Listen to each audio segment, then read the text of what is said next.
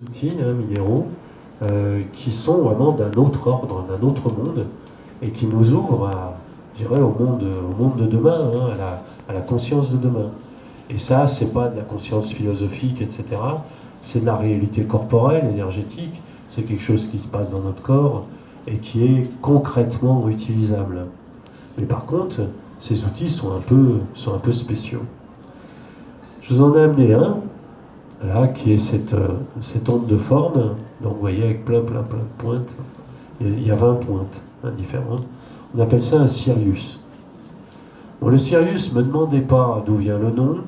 Bon, évidemment, il y a une constellation qui s'appelle Sirius, ou une planète, je ne sais plus. Une étoile. Une étoile. Bon. En fait, ce nom a été donné par les Brésiliens qui ont fabriqué cette onde de forme. Bon, pourquoi ce nom-là, j'en sais rien. Ça fait pour faire joli, parce que ça donnait l'impression d'une étoile qui rayonnait, etc. Si on veut, mais bon, le nom est resté. Ce qui est certain, c'est que l'onde de forme, elle fonctionne. Elle fonctionne sur du quartz. Alors, le quartz, c'est important, parce que le quartz, c'est du dioxyde de silicium, et on a dans chacune de nos cellules une molécule de dioxyde de silicium. Ça veut dire quoi? Et cette molécule de dioxyde de silicium, c'est le neurotransmetteur qui est le point de jonction émetteur-récepteur entre le noyau cellulaire, donc l'ADN, et le liquide cellulaire, donc tout ce qui est en échange, en circulation dans votre corps. Donc la transmission des informations dans le corps passe par le dioxyde de silicium, donc par le quartz. Donc on est des cristaux vivants en fait, si on regarde bien. Donc le fait de travailler avec cette onde de forme-là, en quartz, et il faut impérativement qu'elle soit en quartz, va nous mettre en fait en relation avec tous les plans, enfin une multitude de plans dans lesquels nous sommes présentement. Donc on parlait d'espace-temps linéaire qui s'élimine à l'heure actuelle. Bon, évidemment, ça donne des champs de perception un peu diversifiés, voire même c'est l'embouteillage. Et puis surtout, on ne sait pas comment aider le corps à structurer tout ça. En fait, cette onde de forme aide à le faire. Soit en l'ayant devant nous et en la regardant, parce qu'elle est suffisamment puissante pour, agir, soit en la tenant dans les mains et en passant un petit moment avec. Bon, donc ça, c'est vraiment des outils de deuxième génération, donc du nouveau millénaire, qui sont proches des outils qu'on utilisait dans la civilisation atlante, avant sa destruction, qui n'ont pas du tout les mêmes connotations que ceux qu'ils pouvaient avoir en Atlantide, parce que la conscience de l'humanité a changé, donc le positionnement est différent. On est aujourd'hui tous totalement autonomes avec un mental indépendant, donc on n'est pas du tout dans la même configuration qu'en Atlantide, où il y avait deux castes, les pensants et les non-pensants. Donc aujourd'hui on pense tous, et ça permet donc d'aider le système à mouliner dans des taux de fréquence beaucoup plus élevés, et donc ça va faciliter évidemment le dégagement de tout ce qu'on a pu évoquer aujourd'hui. Un deuxième outil, moi j'appelle ça un encodeur. Ces outils-là, vous allez les trouver, j'en parle dans un livre qui va sortir le mois prochain chez Très Daniel, qui s'appelle Cristaux et Quantiques. Cristaux et Quantiques, c'est un livre dans lequel j'ai répertorié une quarantaine de pierres, pratiquement toutes des nouvelles pierres, qui sont en lien avec la réintégration du quantique dans sa vie de tous les jours, c'est-à-dire dans l'utilisation des minéraux pour s'aider à faire une réintégration du quantique dans sa vie. Et donc ce livre sort le mois prochain chez Très Daniel. Donc j'en parle de ces deux outils-là.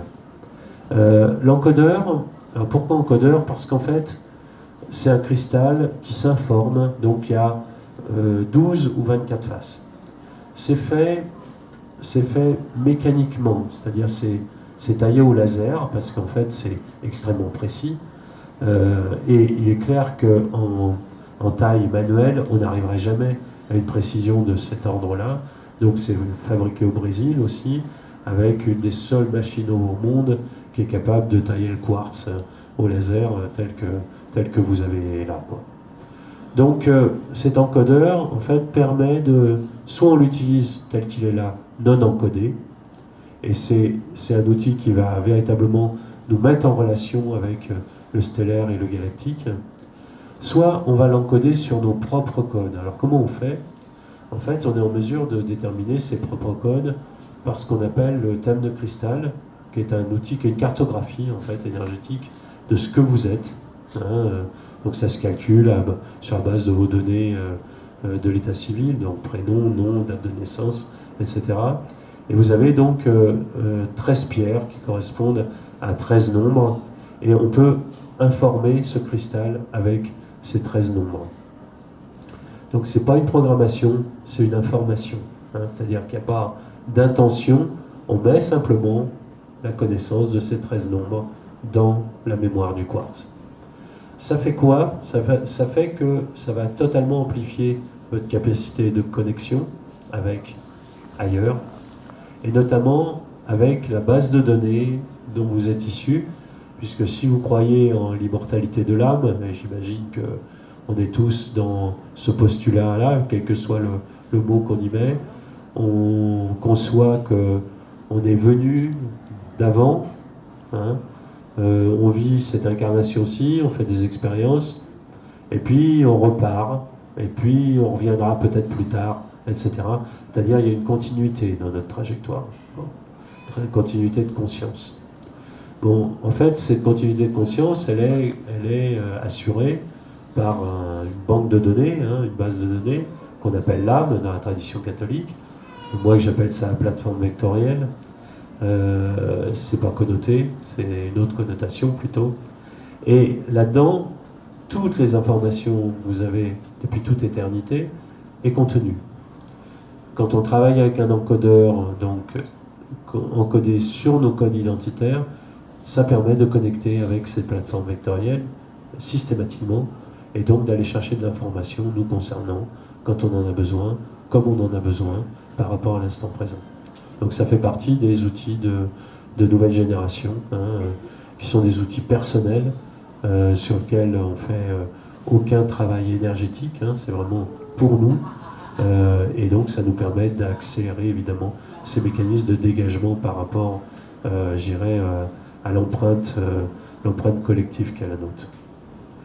Et puis, dernière pierre, l'obsidienne de couleur ou aqualémurienne. Là, je vous en ai amené une turquoise, donc c'est de la silice pure, c'est ce qu'on appelle du verre volcanique. Ça n'existe, ça n'est visible que depuis 2 ans. Ça fait 2 ans simplement qu'on a amené ça. Donc ce sont des gisements que j'ai trouvés il y a 2 ans donc en Indonésie, à Java. Ça faisait 30 ans que je cherchais cette matière-là, parce que je l'avais vue une fois et c'était resté gravé dans ma tête, et je voulais la retrouver, et on a retrouvé ça il y a 2 ans. Alors ça c'est vraiment très particulier. Normalement une obsidienne c'est noir, vous connaissez l'obsidienne, c'est noir opaque. Bon, celle-là, vous allez voir, il y a de la fumée transparente, il y a de la turquoise, il y a de la bleu ciel, il y a de la verte. Enfin, c'est hallucinant, quoi. C'est totalement hallucinant. Et qu'est-ce qui se passe quand on travaille avec ça? On a à la fois la connexion obsidienne, donc volcanique, avec la Terre, donc avec la réalité corporelle, et puis on passe ailleurs. On passe ailleurs, et dans la turquoise, en fait, on passe au-dessus du mental. Et en fait, on se retrouve en train de se regarder faire, et notamment en train de regarder faire notre mental. Et ça, c'est très très intéressant, parce que évidemment, on voit toute la moulinette, on voit l'inutilité de la moulinette, on voit toutes les décisions qu'on prend à côté de la plaque parce qu'on a laissé parler la moulinette, etc. Donc du coup, qu'est-ce qu'on fait? On réajuste, évidemment, on se perçoit complètement dans ce qu'on est, et on va faire des vrais choix. On va faire des vrais choix. Donc l'obsidienne turquoise, évidemment, fait bien d'autres choses aussi, mais bon, je me limite à cette explication-là.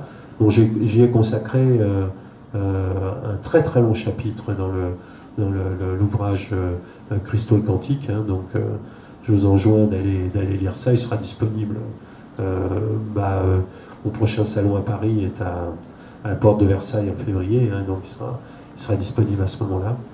Et vous verrez, c'est très intéressant. Donc je ne sais pas combien de temps il me reste, hein, je dois être au bout là, donc je suis